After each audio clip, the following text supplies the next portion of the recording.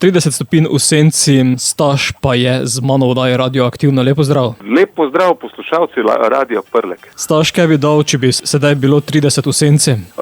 Mene taka temperatura ne mot, ampak je pa drugač. Zadeva, ki bi marsikdo zdaj zamenil svoje delovno okolje in tudi tistega, ki takrat polet mot, ga zdaj bi z veseljem zamenil verjetno za to. Tako da tudi jaz sem med njimi, ja, to je res. Ali 30 stopinj v senci prinašate otoplitev na glasbeno prizorišče? Cilj je tak, ja. Naš cilj je tak, da kamor pridemo, da je kot en pojav, no. Tako tudi gledamo na našo ustvarjanje. Ste nova zasedba, vas na kratko predstaviš? Smo relativno nova zasedba, saj pod tem imenom. Na kratko začeli smo oziroma band je funkcioniral najprej kot trio, se pravi Boban, bas, kitara, vokal, jaz sem na vokalu, Tilan, bas, kitara, Matjaž, bobni. Sčasoma smo pisali pa tudi neke določene komade, ki so pa rabile še malo podpore, tako da smo zdaj že nekaj 2 leti je se z nami tudi Matic, tako da tudi kot druga električna kitara. Zdaj smo čisto avtorsko naravnan band, ampak si znamo dati tudi duška in se malo popecamo s kjerekoli stvari. No. Tako da v okviru našega druženja, ustvarjanja se pri nas dogajajo zanimive reči. Prej je pa band, ki pač naša značilnost je, da mogoče dokaj sliši komad, en pa bo slišal naslednji komad, ne bo včasih najdu skupnega imenovalca, zaprav razlogi, ter se spreminjamo, tako da še včasih še sami sebi ne sledimo. To bomo slišali še potem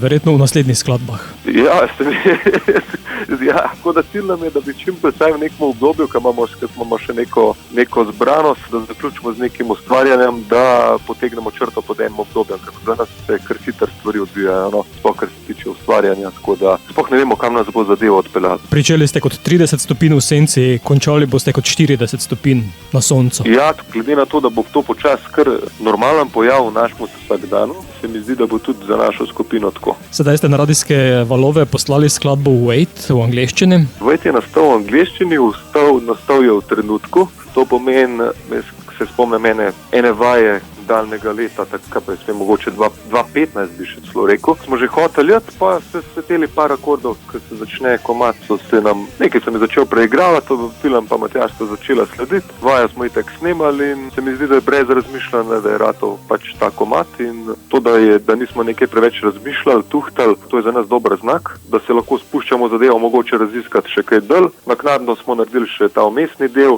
in zadevo obstil tako kot je, kadarkoli smo jo poslušali še kaj spilt ali pa karkoli dodajati, ni bilo potrebno in smo ostali pri taki bolj prvotni verziji in to tudi zdaj izdajamo. In tudi prvotno, sem tudi v momentu začel že 500 vokalno linijo, tako da sem pol tudi obdržal te besede, ki sem jih potem razbral iz posnetka, da sem jih uporabljal in mogoče tekst še naknadno malo nadgradil. Tako da je bilo čisto taka spontana, brez nekih pričakovanj ali pa brez, pač kot komad, ki je ratov skoraj v takmu času, kot traja. Ki pa je natreden tudi z videospotom. Ja, seveda smo se potrudili narediti tudi videospot in iskali, v spotu smo iskali en balans, kako bi mogoče to neko, kot komad še zmeri se nam zdi, da ta neko, vsaj meni se zdi, da ima to neko še zmeri čustvo, kakor je nekako ta čustvo, ki je mogoče bolj glasno, bolj, ne morem reči agresivno, ampak vsekakor ni čisto pomirjeno, da majčkeno zbalansiramo z vizualno produkcijo. Se pravi, smo dali tudi elemente sproščenosti, vsi posnetki, ki so noter, so nastali spontano, razen mogoče tistih kadrov, ki so nam manjkali, pa smo jih potem dodatno posneli. Se pravi, majčkeno sem po arhivu, smo pobrskali, kaj se nam je kje v življenju dogajalo, dali na kup in smo dobili en tak, se nam zdi čist super izdelek v lastni produkciji. Poslušalci si ga lahko ogledajo na YouTubeu, mi bomo sedaj skladbo spustili v eter, zato Staš, povej, na kaj moramo čakati. Zdaj, če se pstiš, če preveč čakati v življenju, pol se ti nič ne zgodi.